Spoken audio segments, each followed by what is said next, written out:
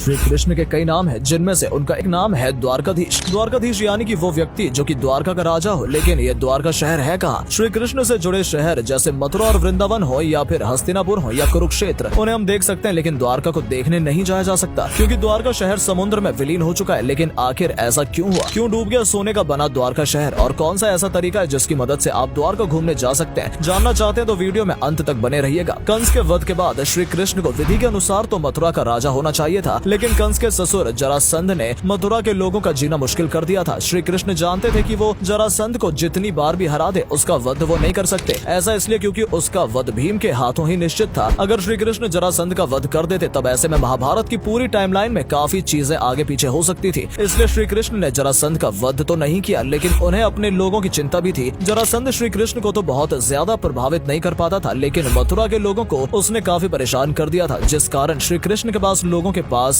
दो ही रास्ते थे। या तो वो जरासंध का वध करते या फिर अपने लोगों को वहाँ से हटाते। उन्होंने अपने लोगों को वहाँ से हटाया और दंडकारण्य वन से होते हुए उन्हें गुजरात में समुद्र के किनारे ले आए। यहाँ उन्होंने एक नया शहर बनाया जिसका नाम था द्वारका। ये शहर पूरा सोने का बना था। अगर ये शहर आज के समय में उपलब्ध होता तो दुनिया का सबसे सुंदर शहर होता। इसका कारण सिर्फ इस शहर में लगा सोना नहीं है, बल्कि इसके कई और कारण है। ये शहर उस समय का सबसे ज्यादा प्लान्ड शहर था। इसकी गलियां और सड़कें मथुरा जैसी ही थी, लेकिन उनकी खूबसूरती इंद्रप्रस्थ से भी ज्यादा बेहतरीन थी। शहर की तकनीक उस समय सबसे ज्यादा एडवांस थी। सिविलाइजेशन की बात करें तो उस समय द्वारका के लोग उस समय पूरे आर्यवर्त में सबसे ज्यादा बुद्धिमान हुआ करते थे। नारायणी सेना इसका एक बड़ा उदाहरण है। नारायणी सेना चाहती तो श्री कृष्ण के नेतृत्व में देश के किसी भी राज्य को जीत सकती थी। कौरव श्री कृष्ण से इतना जलने के बावजूद उनसे लड़ने के बारे में सोच भी नहीं सकते थे। लेकिन आज द्वारका शहर हमारे बीच में नहीं है, लेकिन इसका कारण क्या है? कारण जानने के लिए चलते हैं उस समय जब महाभारत खत्म ही हुई थी और युद्ध के बाद पांडव और श्री कृष्ण धृतराष्ट्र और गांधारी से मिलने गए थे। गांधारी के 100 पुत्र उस युद्ध में खत्म हो चुके थे और उन्हें पता था कि इसका कारण पांडव नहीं श्री कृष्ण है। जिन लोगों ने महाभारत पढ़ी है उन्हें पता है कि माता गांधारी कितनी बुद्धिमान थी। उन्हें श्री कृष्ण की सच्चाई भी पता थी और अपने पुत्रों का पाप भी। हालांकि फिर भी अपने बेटों की मृत्यु का शोक वो बर्दाश्त नहीं कर पाई और श्री कृष्ण के महल में आते ही उनके अंदर का गुबार फूट गया। उन्होंने श्री कृष्ण को श्राप दिया कि जिस तरह से उन्होंने उनके वंश का विनाश किया है, उसी तरह से उनके वंश का विनाश भी उनकी आंखों के सामने हो जाएगा और वो सिर्फ उसे देखते ही रह जाएंगे। माता गांधारी ने श्री कृष्ण को इस तरह का श्राप दिया और विधि के विधान में ये दर्ज हो गया कि माता गांधारी के श्राप से ही यदुवंश का अंत होगा। अब आते हैं उस समय में जब महाभारत को हुए 36 साल हो चुके थे। पांडवों ने महाभारत के युद्ध के बाद 36 सालों तक राज किया था और उस दौरान श्री कृष्ण द्वारका के राजा थे। वैसे तो बाकी देश में सब कुछ काफी बेहतर था, लेकिन द्वारका में ऐसा नहीं था। वहाँ के लोग ना तो खुश थे और ना ही अपनी संस्कृति को पसंद कर रहे थे। आए दिन साधु संतों का अपमान करना और सत्ता के मद में चूर रहना यदुवंश के राजकुमारों की आदत हो गई थी। ऐसी ही घटना तब हुई जब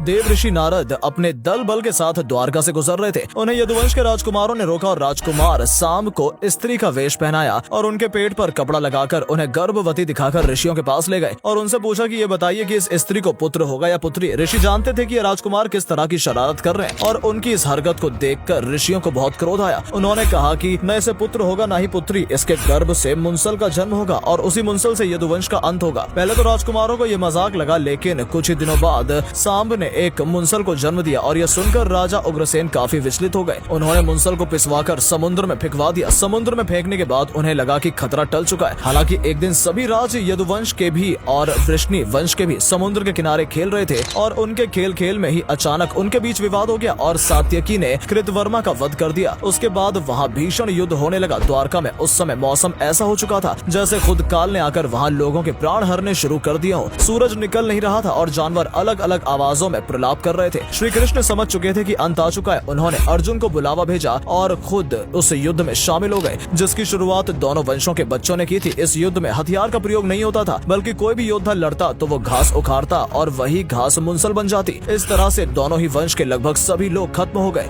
सिर्फ कृष्ण और बलराम ही बचे। तब तक अर्जुन द्वारका आ चुके थे। कृष्ण ने अर्जुन से आखिरी विदा ली और कहा कि मेरे लोगों को मथुरा के पास ले जाकर बसा देना। बलराम अपने वंश के नाश को देखकर जंगल में चले गए, जहां उन्होंने प्राण त्याग दिए। श्री कृष्ण का मन ये सब देखकर विक्षिप्त हो चुका था। भले ही उन्होंने ये सब अपनी ही लीला से बनाया था, लेकिन दुख तो होता ही है। उन्होंने द्वारका नगरी को आदेश दिया कि वो जहाँ से आई है वहीं वापस चली जाए। उस समय श्री कृष्ण ये भी बताते हैं कि द्वारका जमीन पर तो है ही नहीं, वो समुद्र के ऊपर ही बनी हुई है। श्री कृष्ण भी चिंतन करने जंगल में जाते हैं और वहाँ पर एक शिकारी उन्हें हिरन समझकर उन पर तीर चला देता है और उनकी मृत्यु हो जाती है। आपको जानकर हैरानी होगी कि जरा नाम का ये शिकारी त्रेता युग का वानर राज बाली था। श्री कृष्ण की मृत्यु के बाद ही दुनिया का सबसे शानदार शहर समुद्र में विलीन हो गया। तो दोस्तों, ये थी द्वारका नगरी के समुद्र समुद्र में समाने की कहानी, किस तरह दुनिया का सबसे खूबसूरत शहर समुद्र में विलीन हो गया। लेकिन इसका ये मतलब नहीं है कि आप इसे कभी देख नहीं सकते। समुद्र में द्वारका नगरी के बहुत सारे अवशेष मौजूद हैं और बीते कई सालों में इससे जुड़े हुए अवशेषों को लगातार ढूंढा भी गया है। आने वाले समय में भारत सरकार इससे जुड़ा अंडर वाटर म्यूजियम बनाने की सोच रही है। तो जब ये म्यूजियम बनकर तैयार हो जाएगा तब आप जरूर अपनी आंखों से श्री कृष्ण के इस द्वारका नगरी को देख पाएंगे। वीडियो कैसा लगा कमेंट करके जरूर बताएं और ये भी बताएं कि श्री कृष्ण ने द्वारका का ही चुनाव क्यों किया, वो पश्चिम दिशा में ही क्यों गए। वीडियो को अंत तक देखने के लिए धन्यवाद।